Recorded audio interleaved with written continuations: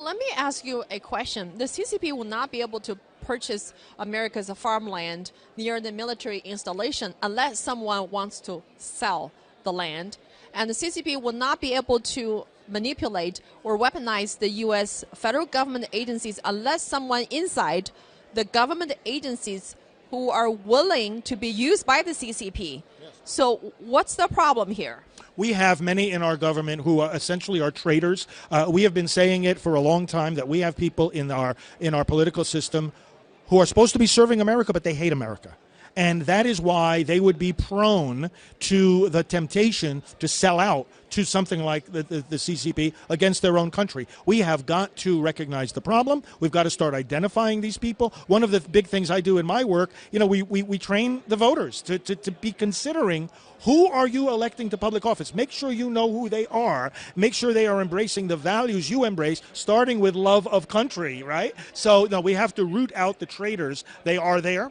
And it's not always easy to identify them. But as you say, we would not be experiencing these consequences were it not for people who were making them happen. And talking about consequences, there's never been accountability for CCP's aggression, and there's no accountability for the sellouts. And so why should people stop doing evil when there's no accountability? And so is this something we should expect this Congress, the 118th Congress, to start doing something different? Well, it's certainly going to be better than the previous one. This one, we can expect there to be some hearings. We can expect there to be at least some serious discussion about where we go from here. We'll be moving in the right direction. Although, we have, for those who are familiar with our American system of government, we have now what's called divided government. So with the Republicans in charge of the House, Democrats in charge of the Senate and the White House, you don't get much done. However, the House does have a lot of authority in terms of these investigative hearings.